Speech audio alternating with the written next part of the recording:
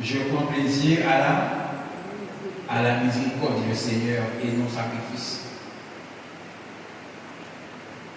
Je te pardonne. Même avant même que la personne vienne te demander pardon, je te pardonne, je te fais miséricorde. Que le Seigneur a précité de nous la dire, de prendre soin, de faire le bien. Et cette miséricorde, aimée, nous allons voir lorsque David, je vais pas le temps pour voir avec vous, lorsque David a péché, lorsqu'il a commis l'adultère avec Bathsheba, il a dit à Dieu, qu'est-ce qu'il a dit? Selon ta grande miséricorde, parce qu'il savait que Dieu allait lui faire grâce. Mais après avoir fait tuer Uri, donc le sang de Uri était sous ses mains, et il dit à Dieu, selon ta grande miséricorde, le psaume 50, verset 3, efface mes transgressions. Parce qu'il savait aimer ce qu'il avait fait n'était pas à la gloire de Dieu. Amen. Et le psaume 112, verset 5 dit, heureux l'homme qui exerce la miséricorde et qui prête. Heureux l'homme qui exerce.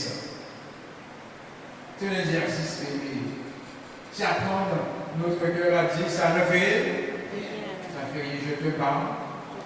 Je te pardonne. Je dois aimer la miséricorde. Je dois aimer faire miséricorde. On ne veut plus faire miséricorde.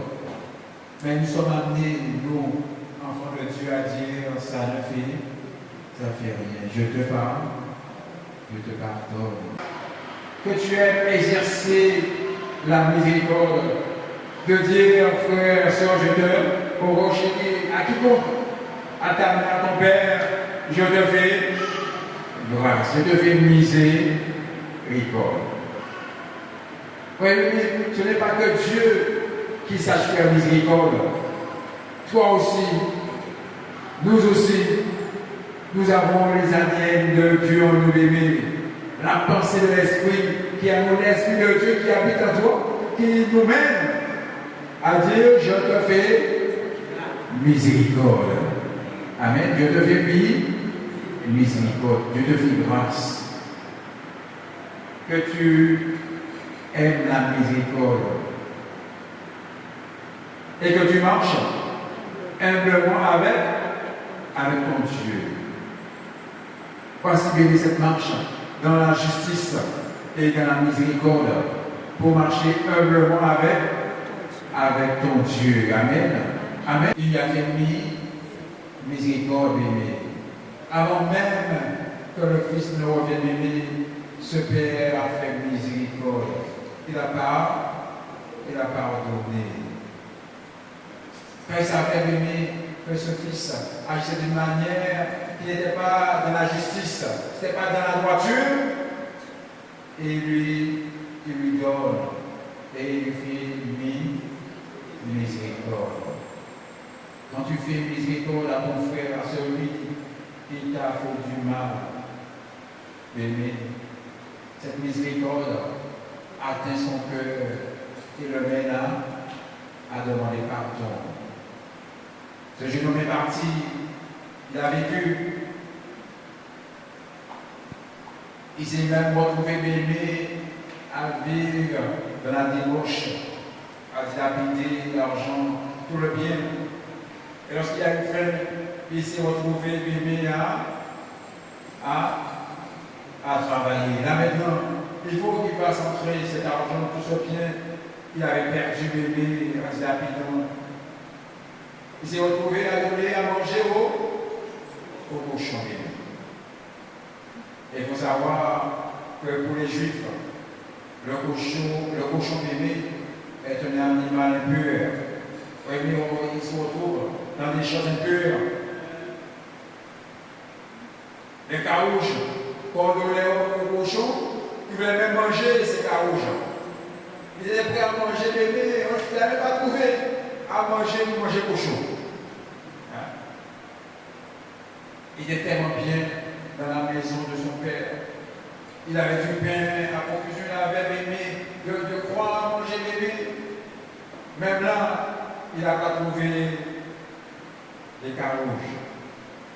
Manger le repas du cochon. Et même bien souvent, lorsque nous sommes dans cette désobéissance, à nous dire, regardez, lorsqu'on est prêt lorsqu'on descend dans une déchéance, et l'Esprit de Dieu lui fait grâce de revenir et dit, voilà, je vais revenir, je vais dire à mon Père, j'ai péché contre le ciel et contre toi-même.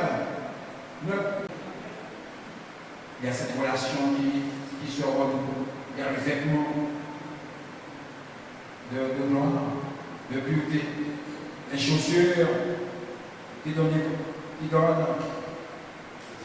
le zèle, la foi pour marcher avec Dieu aimé.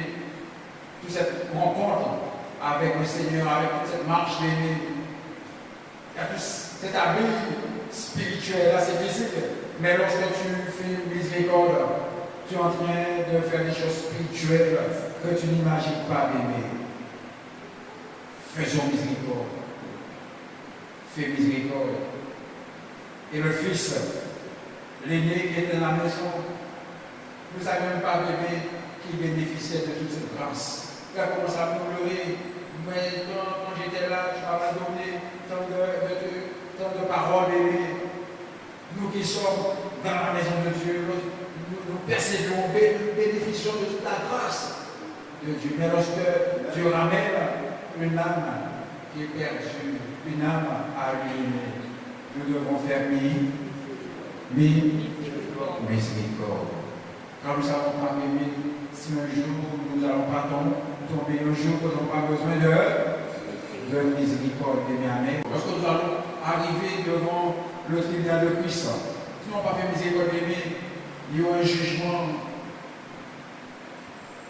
terrible.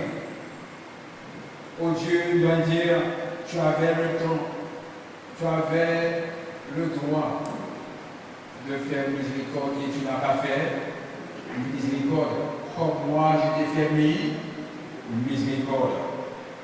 Et lorsqu'on fait miséricorde, on triomphe du jugement. On ne va pas entrer dans le jugement. Je t'ai fait miséricorde. Le Père a fait miséricorde à son Fils. Il n'a pas jugé. La miséricorde a triomphé du jugement. Amen. Amen. Ne jugez point, et vous ne serez point jugés. Ne condamnez point, et vous ne serez point condamnés. Absolvés. Et vous serez absous. Donnez, et il vous sera donné. On versera dans votre sein une bonne mesure, serrée, secouée et qui déborde. Car on vous mesurera avec la mesure dont vous serez servis. Apprenez-le chez vous. Amen. Et ce qui est important, verset 36. Et soyez donc miséricordieux comme votre Père est miséricordieux. Amen. Et dans 2 Corinthiens, chaque fois on va pas le comprendre. Il dit le Père des miséricordes et de toute consolation.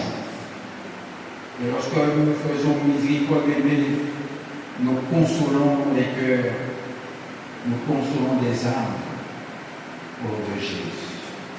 Amen.